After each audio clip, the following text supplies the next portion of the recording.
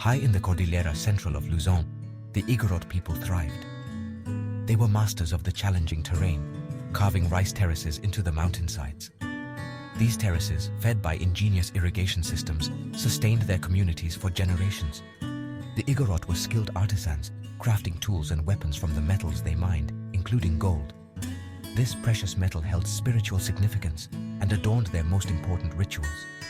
Spanish conquistadors, arriving in the 16th century, saw the Igorot gold and craved it. They called the region igorots or igorotes, meaning people of the mountains. To the Spanish, these mountain dwellers were uncivilized because of their distinct customs and fierce independence. The Igorot, however, had their own sophisticated social structures and a deep connection to their ancestral lands. The arrival of the Spanish, with their promises of God and gold, signaled the start of a long and bloody conflict. Central to Igorot culture was the practice of headhunting. Though often misunderstood, headhunting was not simply an act of violence. It was a complex ritual, deeply woven into their spiritual beliefs and social structure. Taking a head from an enemy was seen as a way to acquire their strength and courage. It demonstrated bravery and prowess, essential qualities in a warrior. Headhunting played a crucial role in the Igorot resistance against the Spanish. It instilled fear in the hearts of their enemies. Spanish chronicles are filled with accounts of Igorot warriors, their bodies adorned with tattoos, charging into battle with a ferocity that shocked the conquistadors. The Spanish, used to fighting in open fields with horses and cannons, were ill-equipped for the Igorots' guerrilla tactics in the treacherous mountain terrain. The Spanish launched numerous expeditions into the Cordilleras, hoping to subdue the Igorot and seize control of the gold mines. They established forts, aiming to establish a foothold in the region. However, the Igorot, with their knowledge of the land and their fierce determination, resisted fiercely. They would ambush Spanish patrols, their knowledge of the terrain giving them a strategic advantage. One notable example of Igorot resistance was the defense of Tonglo. Spanish forces, led by Captain Garcia de Aldana, attempted to conquer this strategically important village. The Igorot, under the leadership of a warrior named Bucos, repelled the Spanish with cunning and bravery. Bucos, using clever tactics and exploiting the terrain, inflicted heavy losses on the Spanish, forcing them to retreat. The defense of Tonglo became a symbol of Igorot resistance, demonstrating their ability to withstand the might of the Spanish Empire. The Spanish never fully conquered the Cordillera region.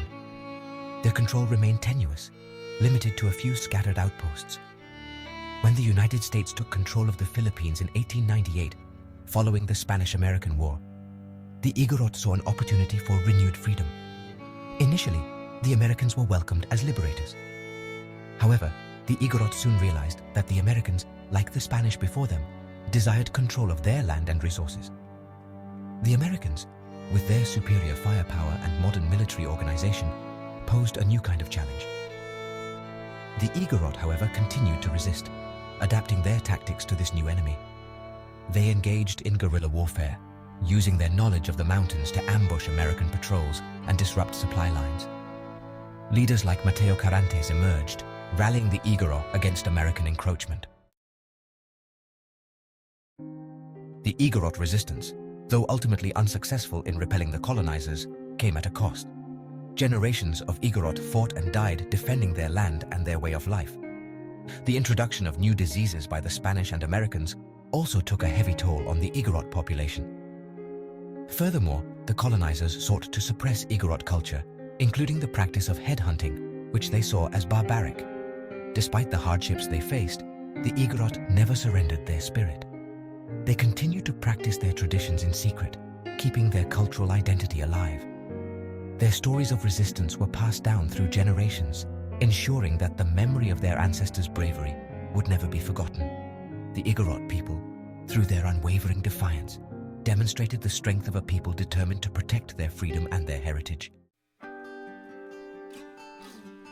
Today, the Cordillera region stands as a testament to the resilience and indomitable spirit of the Igorot people.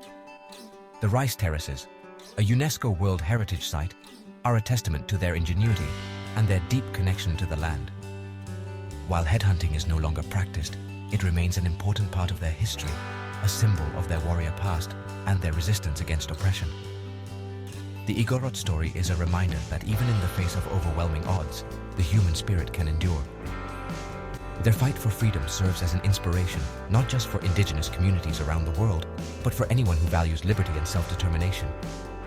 The mountains of the Cordillera, once battlegrounds, now stand as monuments to the courage and resilience of the Igorot people, a legacy that continues to inspire generations.